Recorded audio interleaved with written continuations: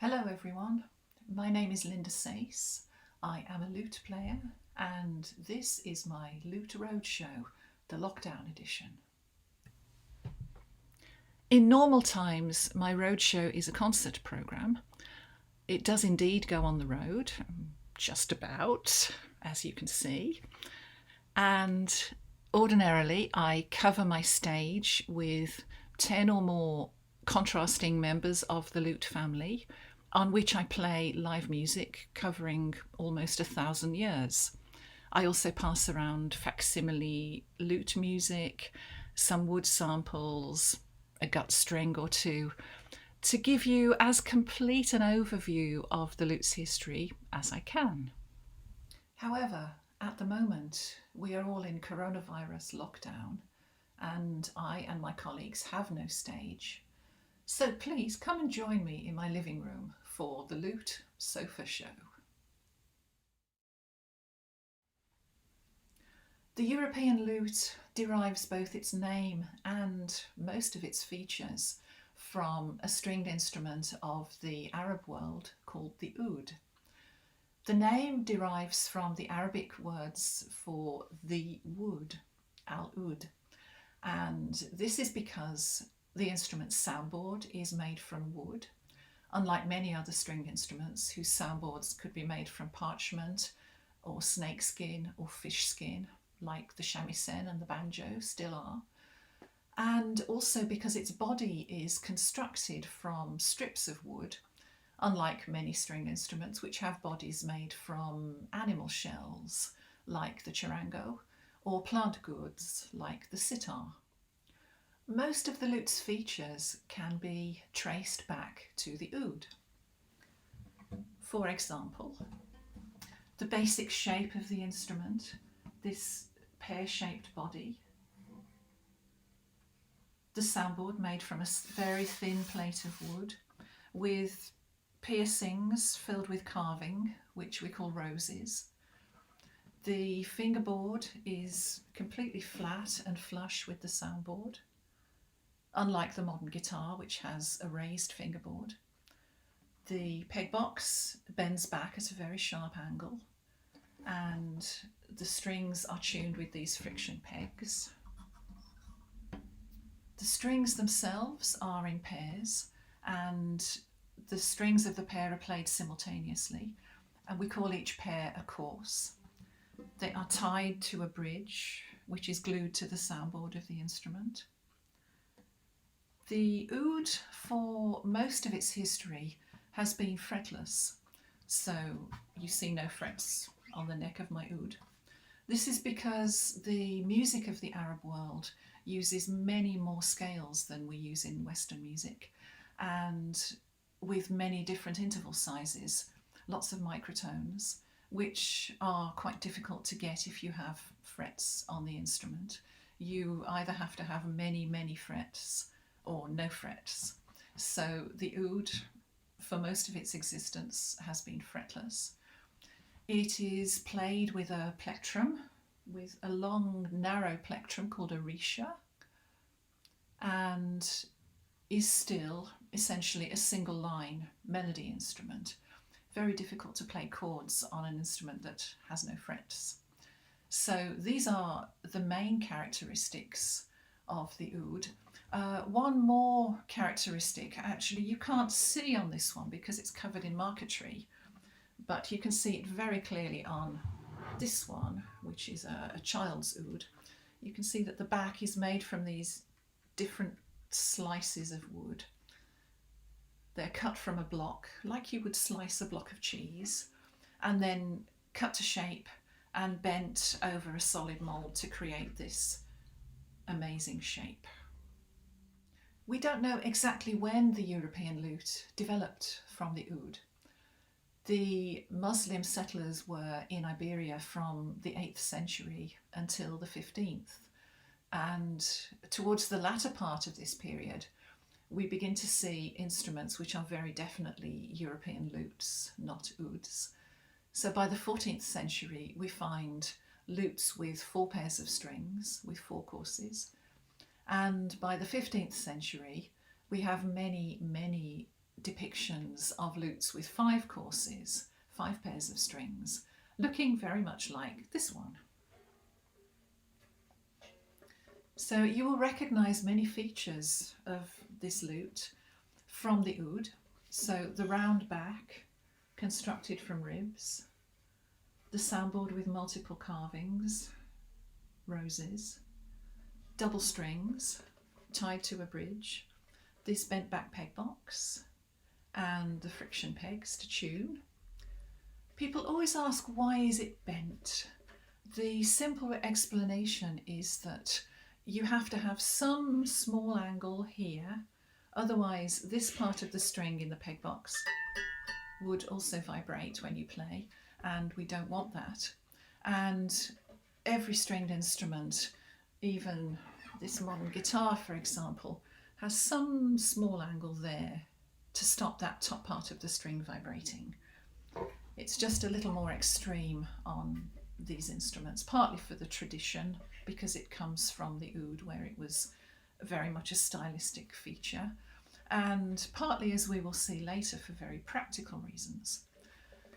The double strings can be tuned in unisons, which is normal at the top of the instrument, and at the bottom of the instrument we normally tune the pairs of strings in octaves to brighten the sound of what would otherwise be a rather thick, dull gut string. And this kind of lute, like the oud, would be played with a plectrum and would be essentially a single line instrument still, although of course one can play chords as long as they are on adjacent strings. I'd like to play something for you on my 5-course lute.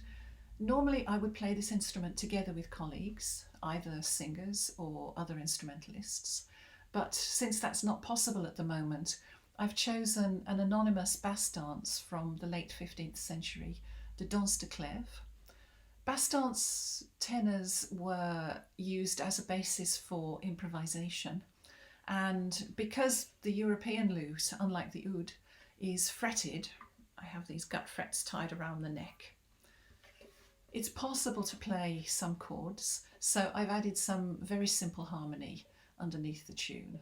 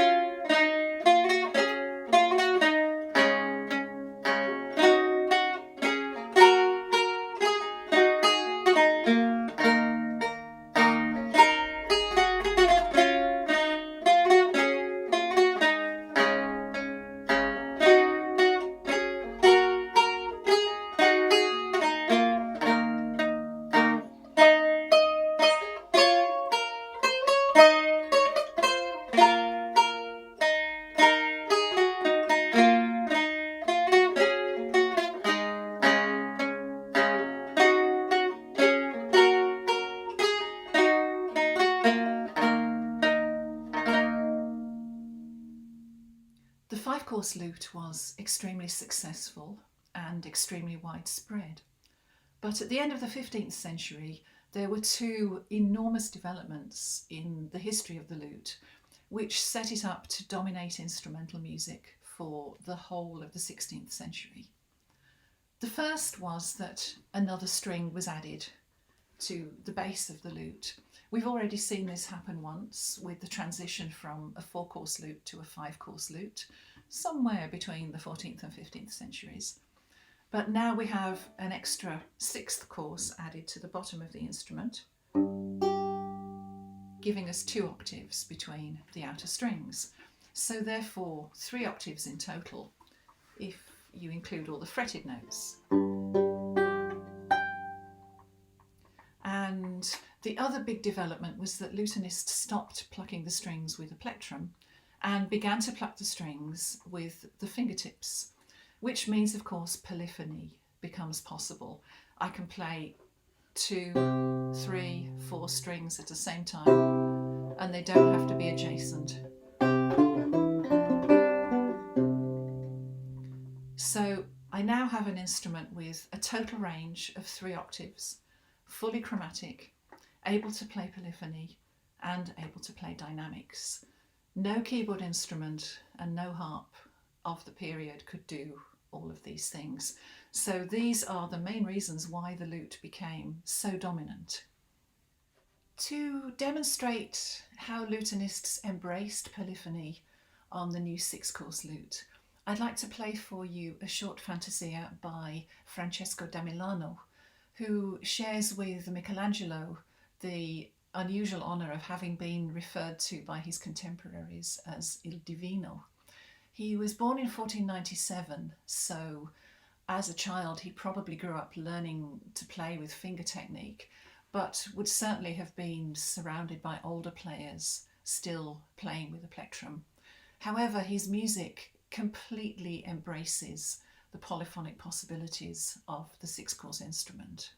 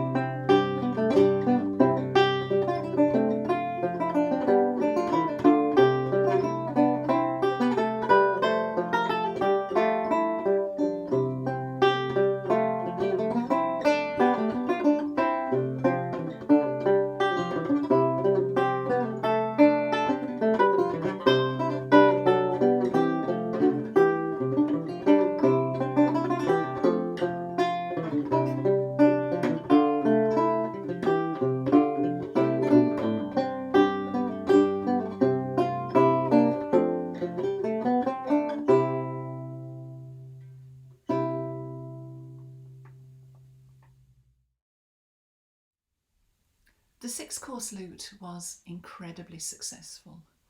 It remained in use for the whole of the 16th century and across the entirety of Europe, and it was used for every kind of music, either alone, in an instrumental ensemble, or to accompany voices. However, around 1570, lutenists began to feel a need for more bass notes. And so, in a now familiar refrain, they added an extra 7th course to the bottom end of the instrument. Initially, the 7th course was tuned only 1 tone below the 6th.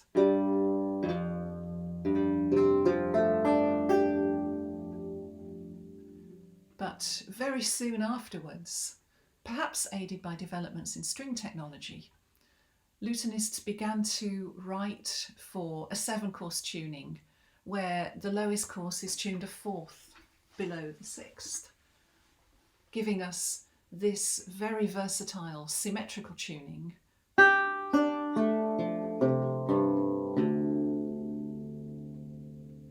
And I now have a fully chromatic instrument with 3.5 octaves available, so that you can hear how the 7-course lute differs in sound and technical possibilities from the 6-course lute. I'd like to play you a short fantasia by John Dowland, the great English lutenist, and also the only one to achieve truly international fame in his lifetime.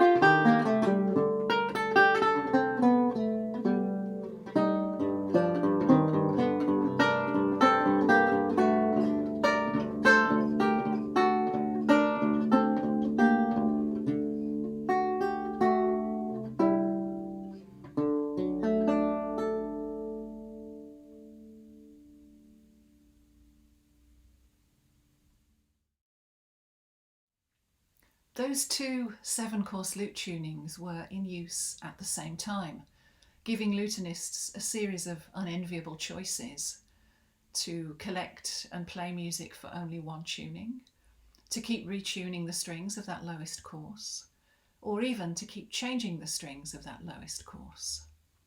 None of those is a good option. So, of course, the better option, and the familiar refrain, is to add another 8th course to the instrument to give both of those tuning options.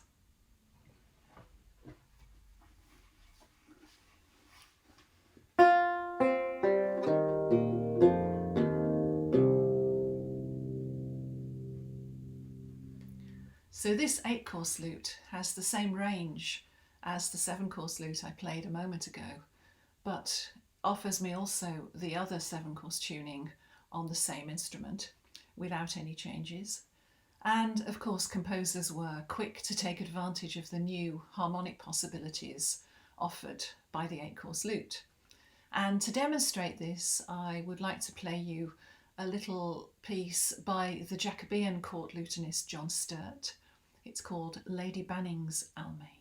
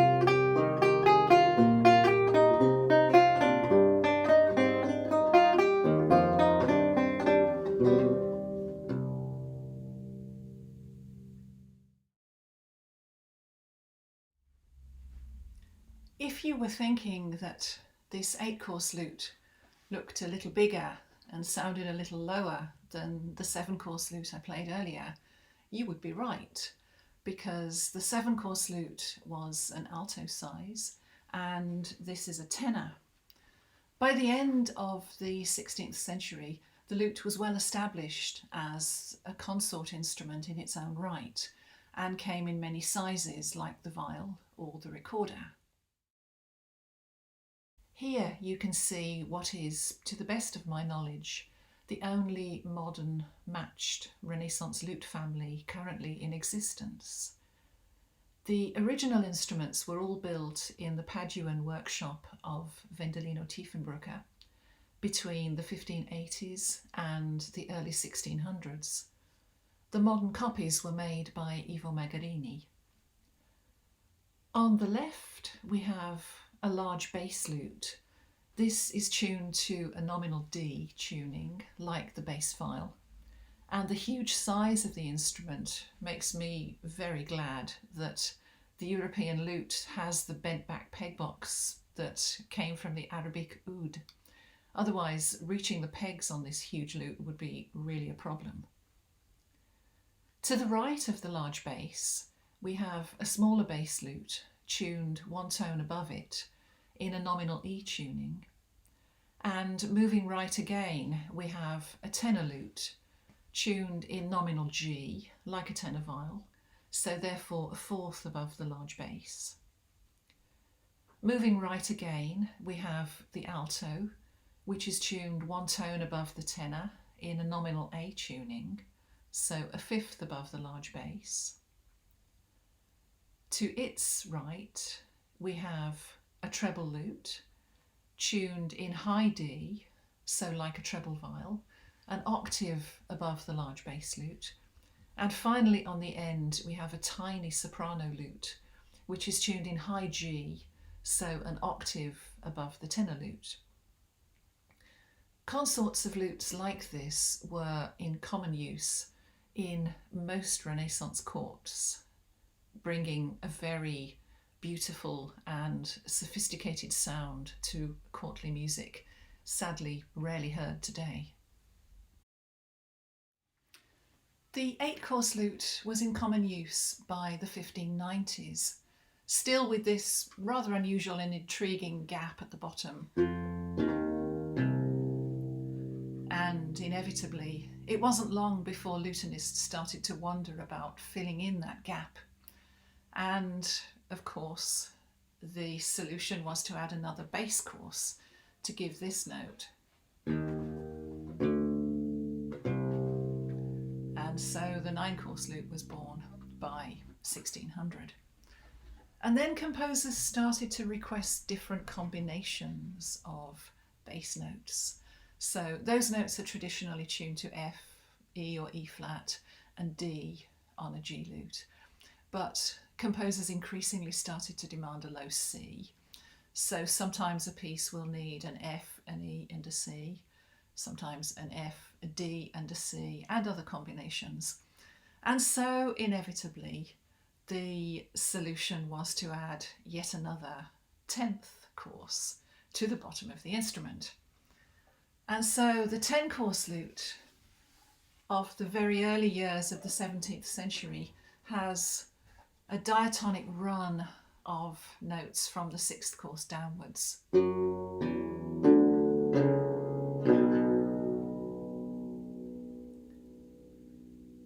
And this is the instrument which takes us through the transition from the so-called Renaissance lute to the so-called Baroque lute. It was initially used in the Renaissance tuning that we've heard, but in the 1610s and 20s, many composers began to experiment with very different tunings, many different tunings on the 10-course lute. And this led ultimately to the rise of the Baroque lute tuned to a D minor chord. That is a whole other story, but let me give you an idea of what the 10-course lute was used for. I'm going to play you a short Entrée de lutte by Robert Ballard, and this is from one of many ballets de cour from the French court, which used large ensembles of lutes.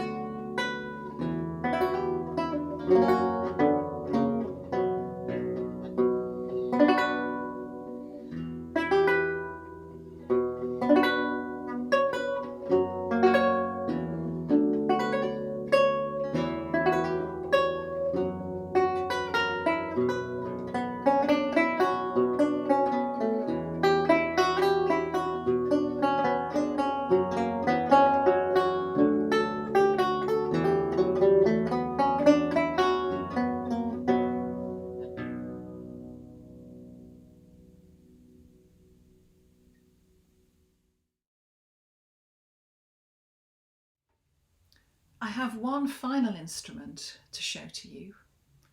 Normally this dominates my stage, but of course you haven't seen it yet. For this one, we have to go back a little in time to the 1580s and also to revisit briefly the bass lute, which you saw earlier. In the 1580s, in Florence, musicians were developing a new and very exciting form of vocal music, inspired by classical ideas of poetry recitation to instrumental accompaniment, and seeking to express every last detail of the emotion in the texts. In the search for a suitable instrumental accompaniment for this new music, several instruments were redesigned or redeveloped, including the bass lute. The bass lute was very much prized for the beauty of sound which came from the huge body and the big soundboard, but lutenists always struggled with the dull sound of the very thick gut bass strings at the bottom of the instrument. So these Florentine lutenists wondered how could they improve this sound and still keep the characteristics of the bass lute. Their rather intriguing solution was to tune the instrument at a much higher pitch. So this resulted in thinner strings and a better bass sound at the bottom of the instrument, and gave them, of course, a problem. You can't simply tune the top string of an instrument a lot higher. It will break. Imagine taking a viola and trying to tune it like a violin. So this, of course, happened, and their novel solution was to replace the broken top string with a thicker one, tuned to the same note, but a whole octave lower. And this led to a significant sound improvement overall, but kept the essential quality of the bass lute. And so they did it again. They tuned the instrument at an even higher pitch with still thinner strings. And now the second course is afflicted with the same problem, and they applied the same solution. That resulted in an extraordinary inside-out tuning, which we call re-entrant.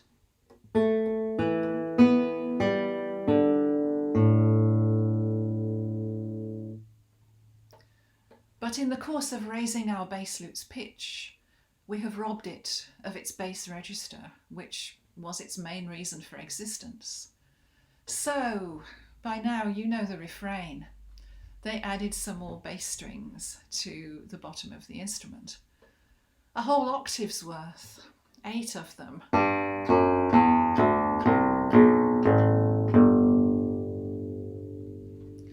And to avoid the problem which had led to this development in the first place, they made these strings very long, so they could therefore be very thin.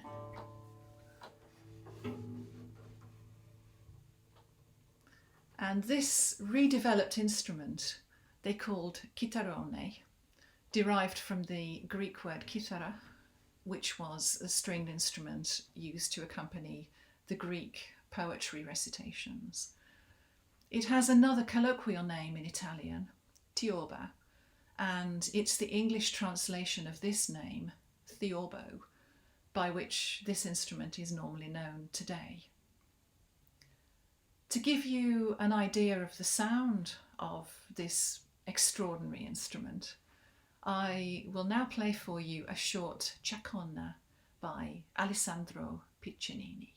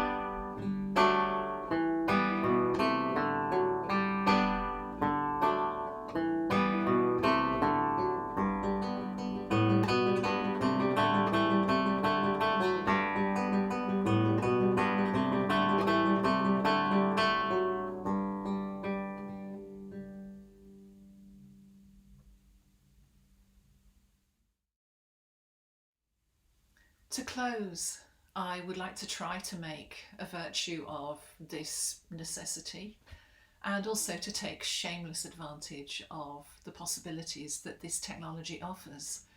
And I'm going to play for you a short piece by the French lutenist Nicolas Vallet. He spent much of his working life in Amsterdam, where he ran a dance school and a lute ensemble. The ensemble played not just for the dance classes, but also for various civic functions such as weddings. And Vallet also published a few pieces for lute quartet. These pieces use 4 of the lutes from the lute family I showed you earlier. So thank you very much for joining me. Stay safe.